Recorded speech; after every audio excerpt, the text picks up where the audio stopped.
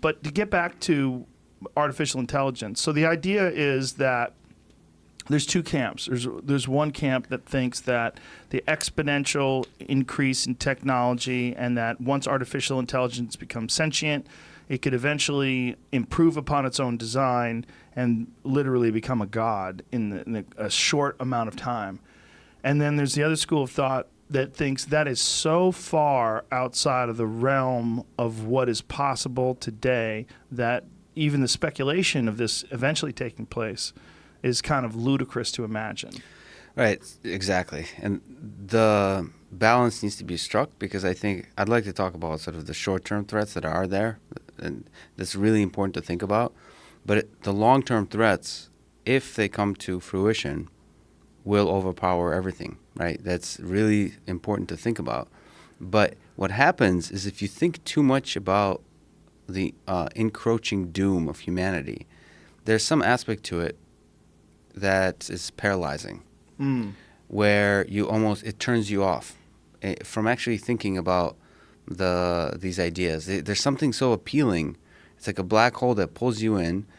And if you notice, folks like Sam Harris and so on spend a large amount of the time they're talking about the negative stuff, about something that's far away.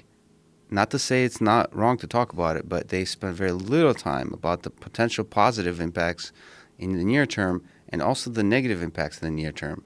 So let's go over those. Yep, fairness. So the more and more we put decisions about our lives into the hands of artificial intelligence systems, whether you get a loan, or in the autonomous vehicle context, or in terms of recommending jobs for you on LinkedIn, or all these kinds of things, the idea of fairness of bias in these machine learning systems becomes a really big threat, because the way current artificial intelligence systems function is they train on data.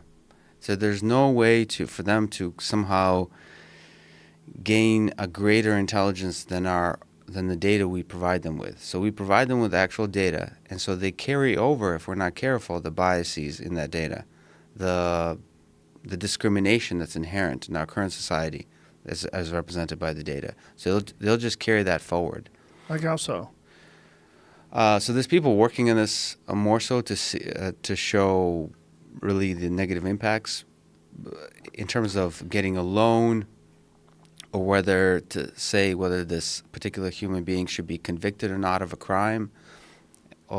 There's ideas there that can carry, in our criminal system, there's discrimination. And if you use data from that criminal system to then assist deciders, judges, juries, lawyers in making a decision of what kind of penalty a person gets, they're going to carry that forward. So you mean like racial, economic biases? Racial, economic, yeah. Geographical.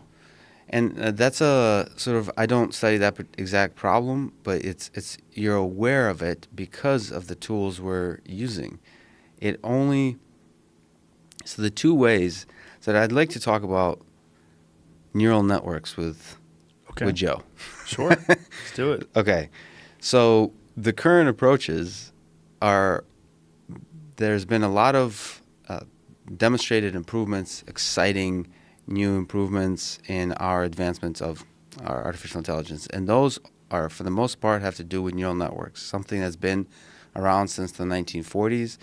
It's gone through two AI winters where everyone was super hyped and then super bummed and super hyped again and bummed again. And now we're in this other hype cycle. And what neural networks are is these collections of interconnected simple compute units. They're all similar. It's kind of like it's inspired by our own brain. We have a bunch of little neurons interconnected. And the idea is these interconnections are really dumb and random, but if you feed it with some data, they'll learn to connect just like they're doing our brain in a way that interprets that data. They form representations of that data and can make decisions. But there's only two ways to train those neural networks that we have now. One is we have to provide a large data set. If you want that neural network to tell the difference between a cat and a dog, you have to give it 10,000 images of a cat and 10,000 images of a dog. You need to give it those images. And who tells you what a picture of a cat and a dog is? It's humans. So it has to be annotated. So as teachers of these artificial intelligence systems, we have to collect this data. We have to invest significant amount of effort and annotate that data, and then we teach neural networks to make that prediction. What's not obvious there is how poor of a method there is to achieve any kind of greater degree of intelligence. You're just not able to get very far besides very specific narrow tasks of cat versus dog, or should I give this person a loan or not, these kind of simple tasks. I would argue autonomous vehicles are actually beyond the scope of that kind of approach. And then the other realm of where neural networks can be trained is if you can simulate that world. So if the world is simple enough or is conducive to be formalized sufficiently to where you can simulate it. So a game of chess is just, there's rules. A game of Go, there's rules. So you can simulate it. The big exciting thing about Google DeepMind is that they were able to beat the world champion by doing something called competitive self-play, which is to have two systems play against each other. They don't need the human. They play against each other. But that only works, and that's a beautiful idea and super powerful and really interesting and surprising, but that only works on things like games and simulation. So now if I wanted to, sorry to be going to analogies of like UFC, for example. If I wanted to train a system to become the world champion, beat, what's his name, Nurmagomedov, right? I could play the UFC game. I could create two neural networks that use competitive self-play to play in that virtual world. And they could become state-of-the-art, the best fighter ever in that game. But transferring that to the physical world, we don't know how to do that. We don't know how to teach systems to do stuff in the real world. So some of the stuff that freaks you out often is Boston Dynamics robots. Ugh. Yeah. Every day I go to the Instagram page and I just go, what the fuck are you guys doing? So engineering our demise. Mark Raber, CEO, who spoke at the class I taught, he calls himself a bad boy of robotics. So he's having a little fun with it. He should definitely stop doing that. Don't call yourself a bad boy of anything. That's true. How old is he?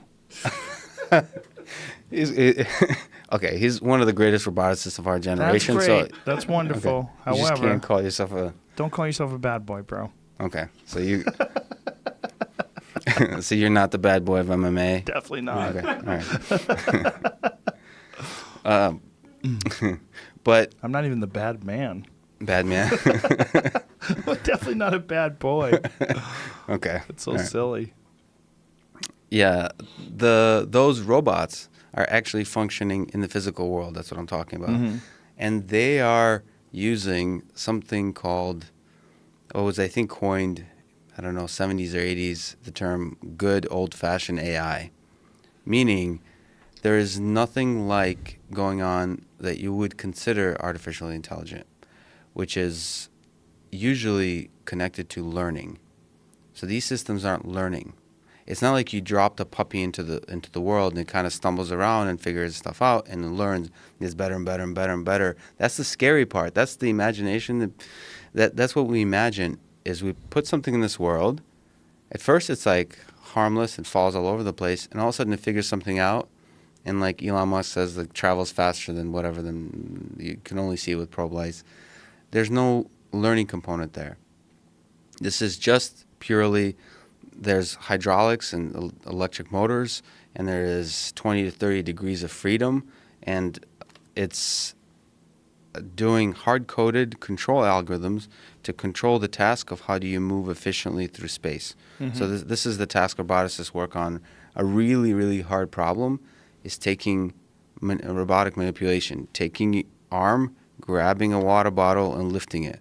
Super hard, somewhat unsolved to this point. And learning to do that, we really don't know how to do that. Right, but this is what we're talking about essentially is the convergence of these robotic systems with artificially intelligent systems. That's right.